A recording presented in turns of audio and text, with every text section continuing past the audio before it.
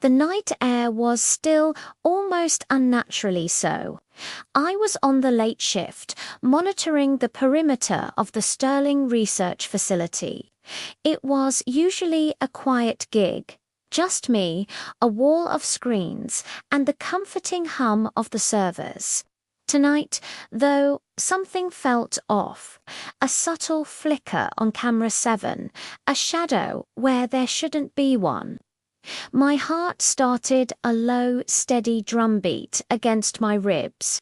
I zoomed in. Two figures, clad in black, moving with a practiced silence along the outer fence. This wasn't some random prank. These guys were pros. They carried gear I recognized from security briefings, signal jammers, cutters, the works. Standard protocol was to hit the silent alarm, call in the tactical team, and wait. But they were moving fast, too fast. By the time backup arrived, they'd be inside, and whatever they were after would be long gone. I took a deep breath.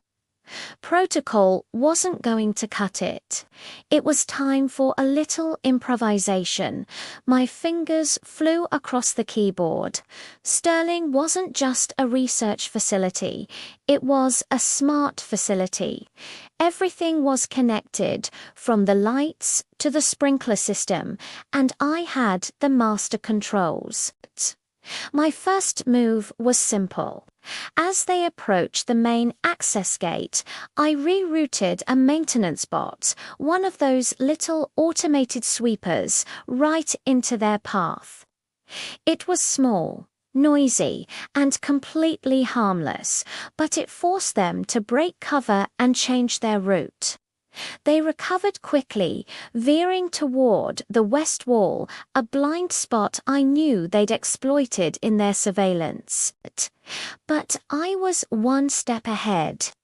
They thought it was a blind spot, but I had thermal. I watched their heat signatures move along the wall, heading for a ventilation shaft. As the first one reached up to pry open the grate, I triggered the exterior sprinkler system for that zone. Not just water, but the high-pressure ice-cold water we used for emergency decontamination. A geyser erupted from the ground, drenching them. The sudden shock and the freezing spray made them scramble.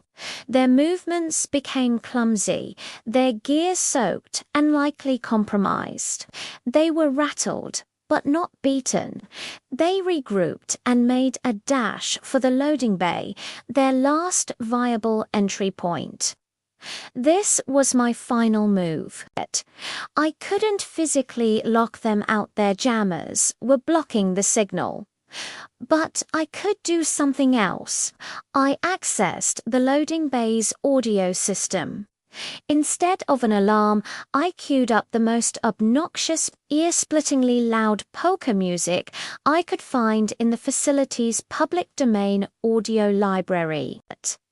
Then I turned on every single floodlight in the loading bay area, turning night into brilliant, blinding day. Imagine it, two highly trained operatives, soaked to the bone, suddenly bathed in stadium-level lighting, while a relentless papa blasted from all directions. It was chaos. They were completely disoriented, exposed, and their stealthy infiltration had turned into a ridiculous, noisy spectacle. They hesitated for a moment, looking at each other in disbelief. That moment was all the tactical team needed. Sirens wailed in the distance, getting closer with every second. The intruders knew the game was up. They dropped their gear and fled back into the darkness. Empty-handed the next morning, my supervisor called me into his office. I expected a lecture for going off-book. Instead, he just shook his head, a slow smile spreading across his face. He played back the security footage from the loading bay. We watched the two would-be thieves getting blasted with poker music. He looked at me and said, "They tried to break our perimeter. You broke their will to live." Sometimes the best defense isn't a bigger wall, but a better plan, and maybe, just maybe, a little bit of poker. Thanks for watching. If you enjoyed this story, don't forget to hit that like button and subscribe for more. See you next time.